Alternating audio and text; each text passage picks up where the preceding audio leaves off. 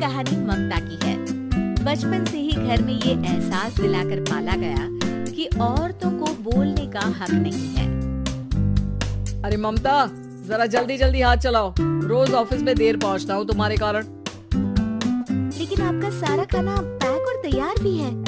अरे जबान जितनी चलाती हो उतना अगर हाथ चलाती ना तो शायद घर को अच्छे से मैनेज कर पाती। क्या मतलब है? क्या नहीं मिला आपको? मोजे कौन देगा?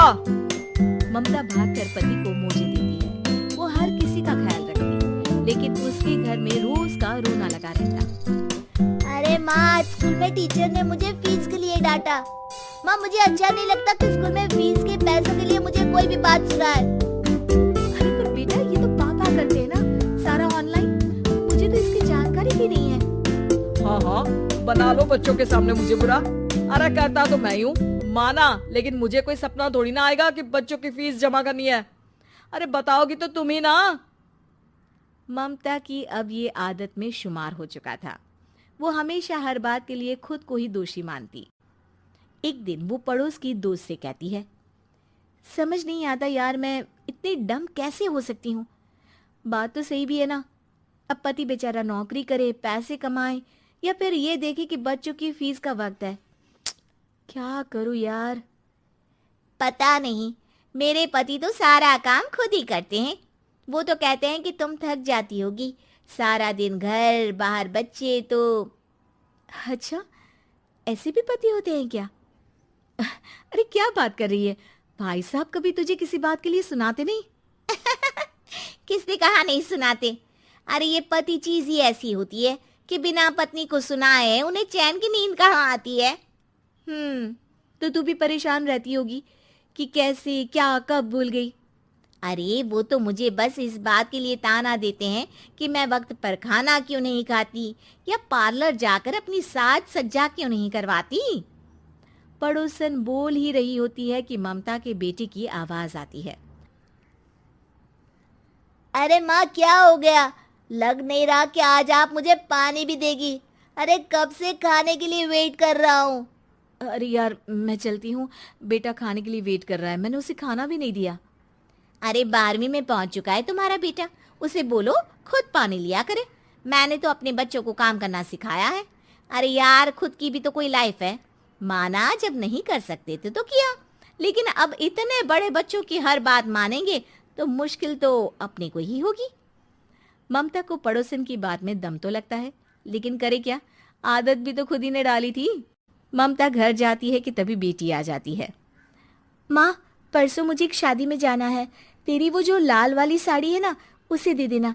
मैं आज जाकर टेलर को दे दूंगी, वो उस साड़ी से सूट बना देगा।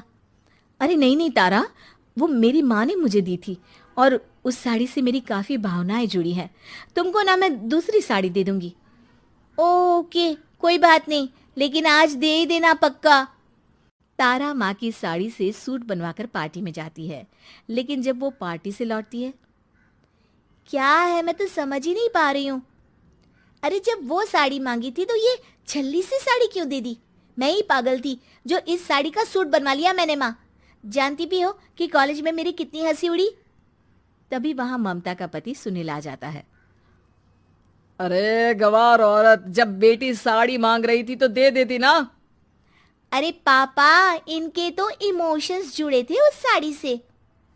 ममता इतने सब के बाद भी कुछ नहीं बोलती।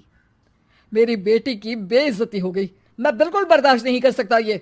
मैं नहीं चाहता कि मेरी बेटी से कोई भी ज्यादा सुंदर लगे पूरे कॉलेज में। जी, वो पढ़ने में तारा बिल्कुल अच्छी नहीं है, उसकी पढ़ाई पर आप ध्यान दीजिए ना। अच्छा, अब तुम मुझे बताओगी कि मुझे किस पर ध्यान देना और किस पर नहीं। रमेश जैसा ही ये वाक्य पूरा करता है, ममता की बेटी और पति उस पर जोर जोर से हंसते हैं। अरे ठीक है ना, पता ही नहीं चला कि कैसे वक्त इतना बीत गया। अरे कैसे पता चलेगा माँ, हम लोगों के पीछे जो तू बैताल की तरह चिपकी रहती थी, तुझे कैसे वक्त का पता चलता। ममता को पहले सास ससुर, फिर पति और बच्चों की तरफ से इस तरीके की बातें सुनकर उसका मन बहुत दुखी रहता था। एक दिन, सुनो ना, बहुत दिनों से कमर के नीचे बहुत दर्द रहता है। कल मैंने देखा तो एक फोड़ा था। अरे ममता, एक बार अपने पति से बात करो, वो तुम्हारा फोड़ा डॉक्टर को दिखा देंगे। अरे नहीं नहीं, वो तो गुस्सा हो जाएंगे। अरे क्यों गुस्सा हो जाएंगे? तुमको दर्द है? हाँ, लेकिन वो यही बोलेंगे कि ऑफिस जाऊं या फिर तुम्हें लेकर डॉक्टर के पास। तो बेटे से ही बात कर ले। अरे वो तो मैं कर लूं, लेकिन फोड़ा है ऐसी जगह कि उसे बताते मुझे शर्म आएगी। लेकिन कुछ ना कुछ तो करना जरूरी है ना। ऐसे कब तक फोड़े के दर्द से तड़पती रहेगी? अब तो सोच रही हूँ कि इनसे बात कर ही लूं, वरना दर्द के मारे कहीं मर ना जाऊं। लेकिन शाम को, ममता, क्या किया तुमने आज? खाने के डिब्बे में कैसा खाना दिया था? दाल खराब हो गई थी। कब की थी? दाल तो मैंने सुबह ही बनाई थी, खराब कैसे हो गई? अच्छा सुनिए ना, मुझे कहना है कि अरे गरम दाल बंद करोगी तो ऐसा ही होगा ना। बेइज्जती हो गई सबके सामने मेरी। ऑफिस वालों ने ऐसा मजाक उड़ाया कि क्या बोलूं। कल से ठीक से खाना देना है तो देना, वरना खाना देना बंद कर देना। बाहर खा लूंगा मैं। ममता, जो पति से अपनी परेशानी बताने वाली थी, वो अब ये सोचने लगती है कि कल से पति को खाने में क्या दे। अगले दिन ममता थकी थकी सी हालत में, आप लोगों के लिए नाश्ता बना दिया है, खाना बनाने की हिम्मत नहीं है आज तो। रात भर सोकर थक गई है ना, इसीलिए तो खाना नहीं बना सकती। हिम्मत नहीं हो रही है, मैं बस सोने जा रही हूँ। बस मैडम को सोने का बोल दो, फिर देखो कैसे सोती रहती है। माँ, फिर वही पराठा सब्जी। अरे हमारे साथ के दोस्त एक से बढ़कर एक नाश्ता खाना लेकर आते हैं, आप तो बस। सभी घर से निकल जाते हैं, लेकिन जब शाम को बेटा घर आता है तो घर में अंधेरा रहता है। बेटा लाइट चलाता है। क्या माँ, तुम्हारा भी जवाब नहीं है बिजली का बिल बचाने के लिए? वो बोल ही रहा होता है कि सामने माँ जमीन पर लेटी मिलती है। वो उसके पास जाता है। अरे माँ, क्या हो गया माँ? तभी वहां पड़ोसन आती है। अरे बेटा, तुम्हारी माँ के पैर के पास एक फोड़ा है, जिसके कारण ये लगातार कमजोर होती जा रही थी। मैंने उसे पहले ही कहा था कि घर में बता दो, लेकिन तुम्हारी माँ किसी को तंग करना नहीं चाहती थी। तभी वहां डॉक्टर आ जाता है। अरे इनके ऑर्गन में दिक्कत है, कोई बात है जो इनके मन में खटक रही है। अरे नहीं नहीं, इसके मन में कोई बात नहीं है। कोई काम है नहीं ना इसके पास, सारा दिन बस घर में ही रहती है। देखिए, मैं तो ये नहीं जानता, लेकिन हाँ, इनके मन में हमेशा कोई बात रह जाती होगी, इसीलिए उनकी ये हालत है। अगर आप समय से नहीं ले आते तो हो सकता था कि। अरे नहीं नहीं डॉक्टर साहब, हम पूरी कोशिश करेंगे कि वो ठीक हो जाए। हम लोगों ने अपनी ही परेशानी माँ के सामने रखी, लेकिन किसी ने माँ की दिक्कत को जानने की कोशिश तक नहीं की।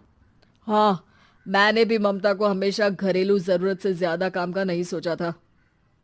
ममता को होश आता है और वो खुद को अपने बेडरूम में देखती है।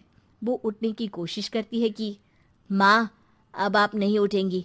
हम लोग है ना, हम लोग आपको पूरी तरह से खुश रखने की कोशिश करेंगे।